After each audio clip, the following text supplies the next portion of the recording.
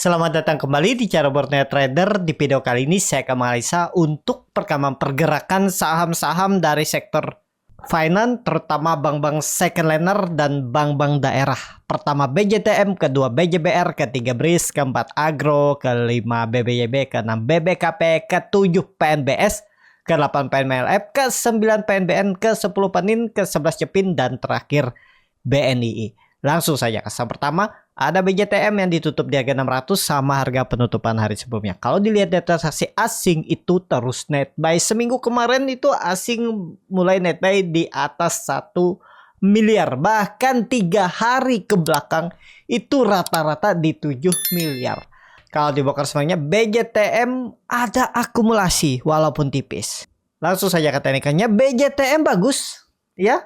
Dan volume mulai besar minggu kemarin. Nggak tahu nih ada cerita apa. Mungkin mudah-mudahan seminggu ke depan ditarik naik. Tapi jangan harap terlalu tinggi. Kalau dikasih ke 620, 630 itu udah lumayan lah seminggu ke depan. Mudah-mudahan ya itu area Bapak Ibu. Menurut saya sih profit taking aja. Kalau dikasih mungkin di 3-5% tuh mending profit taking. Ya, kita nggak tahu setelah libur karena libur lebaran tuh seminggu kan.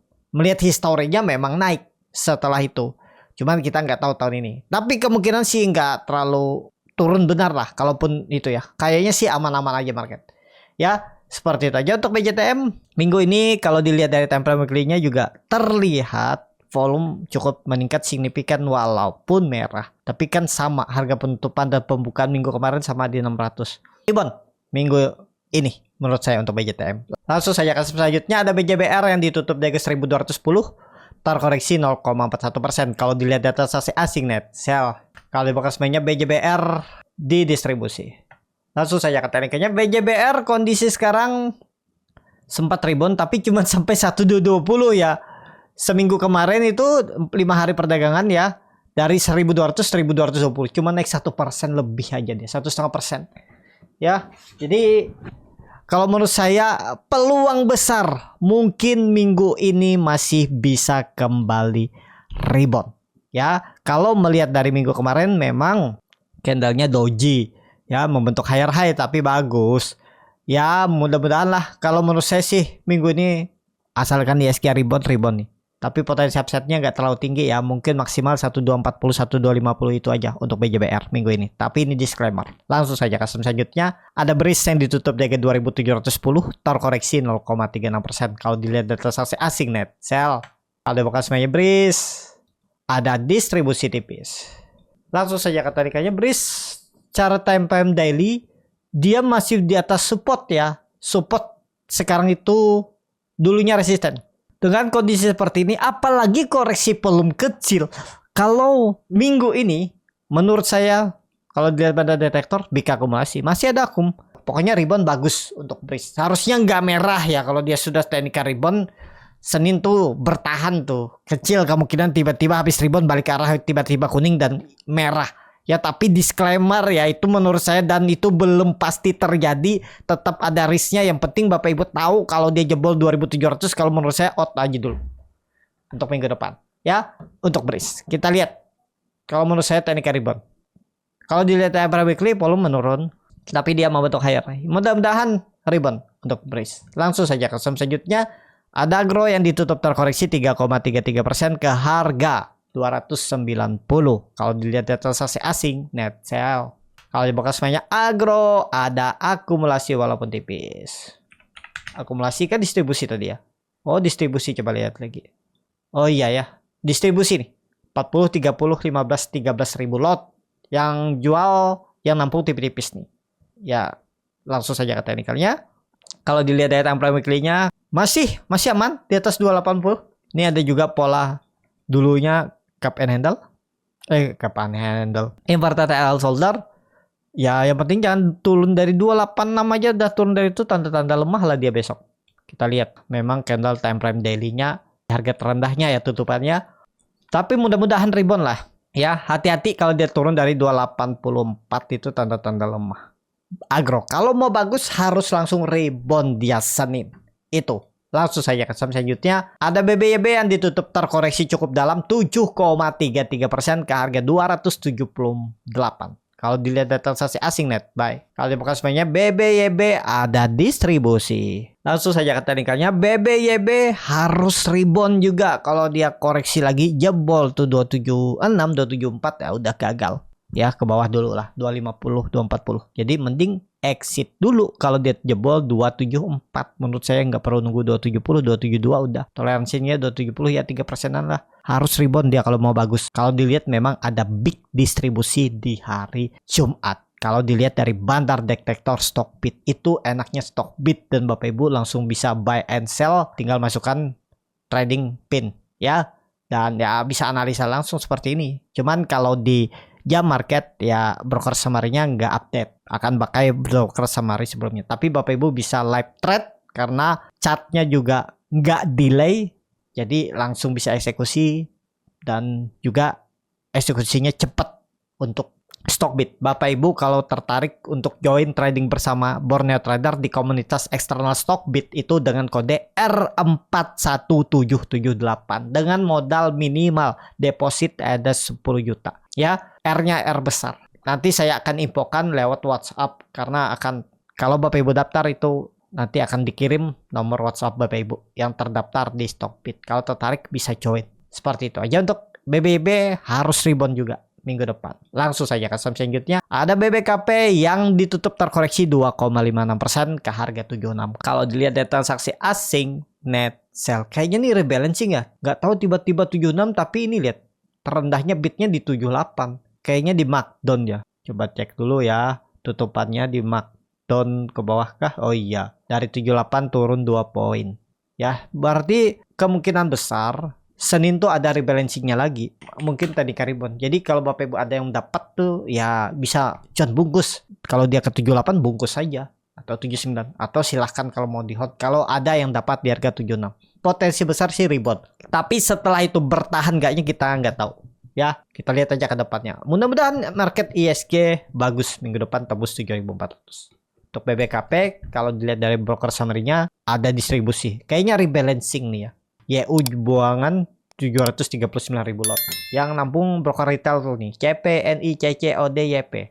BBKP sih jelek di bawah 85. Seperti yang saya sebelumnya. Nah, ini yang bahayanya ya. Kalau Bapak Ibu beli di support, ya kalau ditarik naik. Kalau dia langsung, ya itu. Kalau dia sideways lama ini antara dia ditarik naik atau dibuang. Dan hari Jumat kemarin dibuang dengan volume besar. Lanjut nggak? Biasanya sih lanjut. Tapi karena ada rebalancing kemungkinan ya. Karena close-nya di bawah turun. Ya kalau dia balik lagi, mudah-mudahan aman lah. Di atas 80 sih aman. Tapi di bawah itu rawan lah. Kalau menurut saya daripada maksa beli BBKP, mending jangan. Udah gitu aja. Ya, daripada maksa. Untuk BBKP. Langsung saja ke saham selanjutnya. Ada PNBS yang ditutup di harga 50. Terkoreksi 1,96%. Kalau dilihat dari transaksi asing net buy. Kalau dibuka semuanya PNBS diakumulasi. Langsung saja ke teknikannya. PNBS kondisi sekarang ini yang saya bilang ya. Ada yang beli buy on breakout. Mungkin gara-gara analisa saya sekarang malah baik kalah ya. Dan kalau nggak stop loss ya false breakout ya harusnya 5352 tuh stop loss. Karena juga kalau saya bilang ya saya tunggu di atas 5556. Kalau dia bisa tutup. Saya nggak ada beli juga minggu kemarin. Ya saya lihat breakout. Cuman saya lihat lebih ke PNRF-nya kemarin. Trading cepat aja.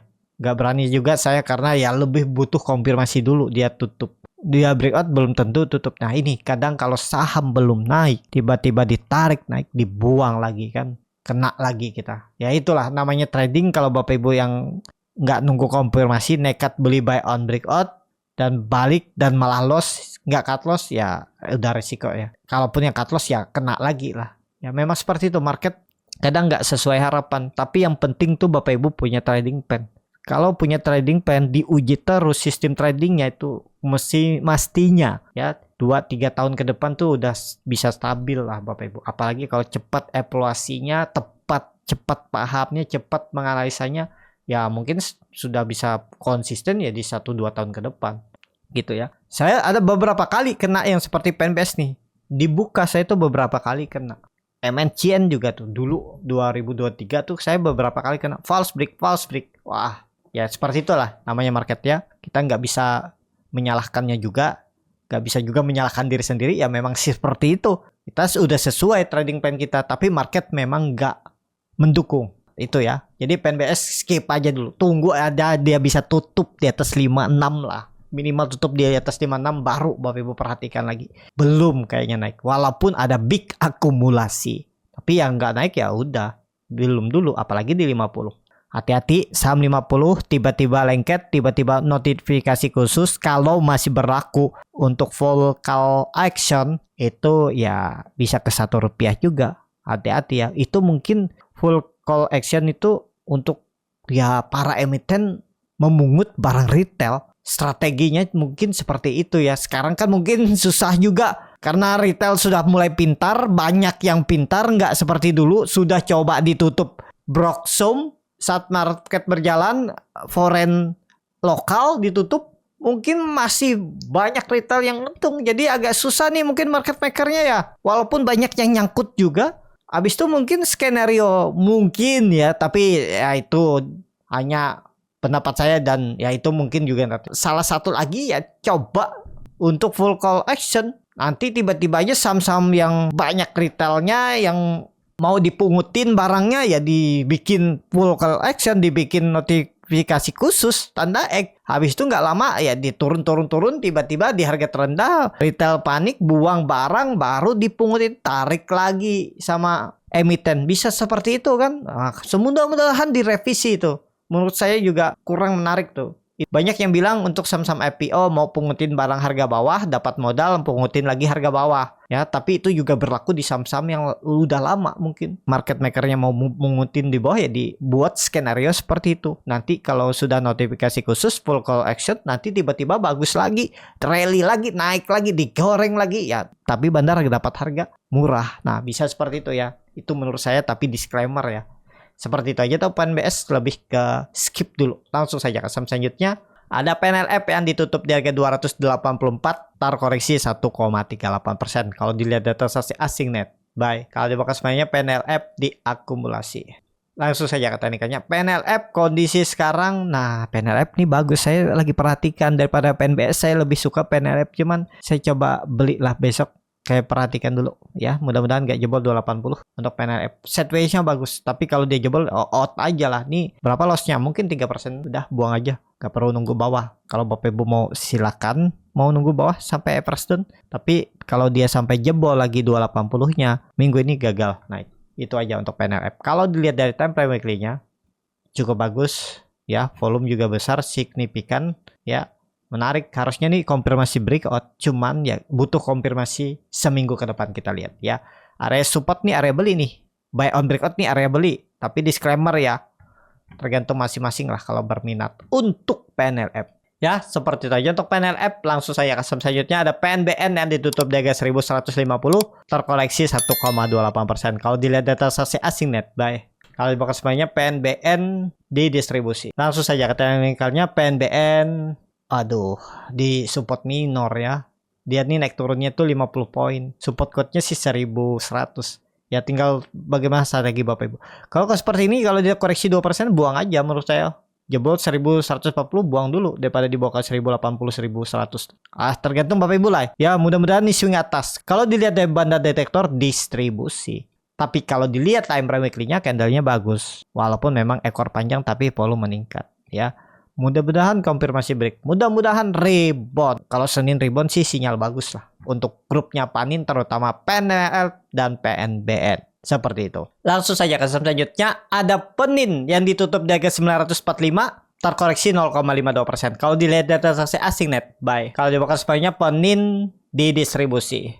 Langsung saja ke tarikannya Penin. Waduh, terlalu dalam jebolnya. Tapi kita lihatlah. Semoga balik arah karena candlenya doji dan Bapak Ibu perhatikan 3 hari minggu kemarin volumenya makin turun koreksinya. MACD-nya sudah go down cross, arahnya ke atas, harusnya sinyalnya bagus. Tapi sayangnya terlihat dari bandar detektor stock bit atau broker summary stock bit itu big distribusi, normal distribusi. Ya. Tapi kalau misalnya dia rebound besok Senin, menarik. Tembus 960 ya sinyal kembali ke atas. Targetnya masih sama 1000, 1050 untuk Penin. Seperti itu aja untuk Penin. Langsung saja ke saham selanjutnya. Ada Cevin yang ditutup di harga 510, terkoreksi 1,92%. Kalau dilihat data transaksi asing net sell, kalau dibuka semuanya Cevin didistribusi. Langsung saja ke tekniknya. Cevin kondisi sekarang harus bertahan karena dulunya 500 itu adalah resisten kuat.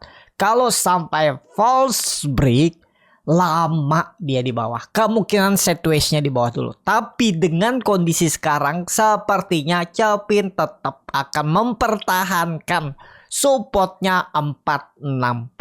Itu aja untuk Cevin. Kalau saya nanti kalau misalnya besok Senin dikasih koreksi ke 500 tuh mungkin saya spekulasi buy. Nawar lah turun 2%-an atau satu berapa tuh. Ya 2% turun saya baru spek buy. Dan kalau jebol 500 tutup di bawah itu ya jual. Ya nggak perlu nunggu sampai bawah kalau menurut saya lah ya. Tapi saya akan perhatikan juga Cevin. Seperti itu aja untuk Cevin. Langsung saja ke saham terakhir. Ada BNII yang ditutup di harga 258, terkoreksi 1,52%. Kalau dilihat data transaksi asing net sell, kalau dibuka semuanya BNII didistribusi.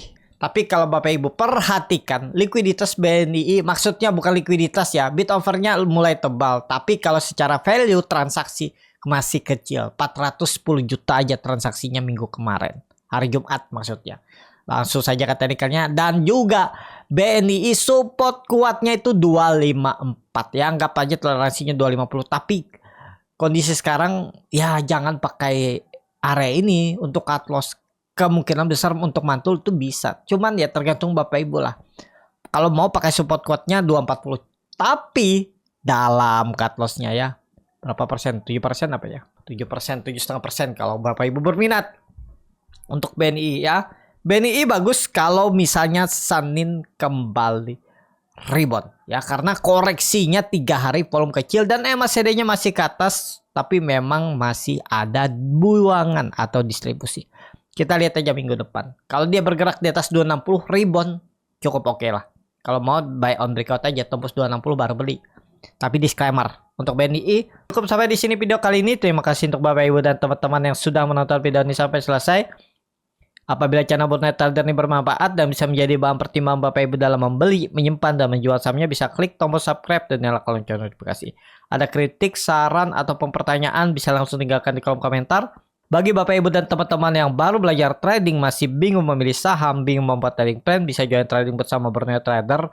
Nanti dipilihkan saham-sahamnya dan dibuatkan trading plan-nya beserta chatnya dan juga free konsultasi portofolio. Kalau tertarik, DM Instagram Burnet Trader. Sampai ketemu, tetap semangat dan semoga bisa terus cuan.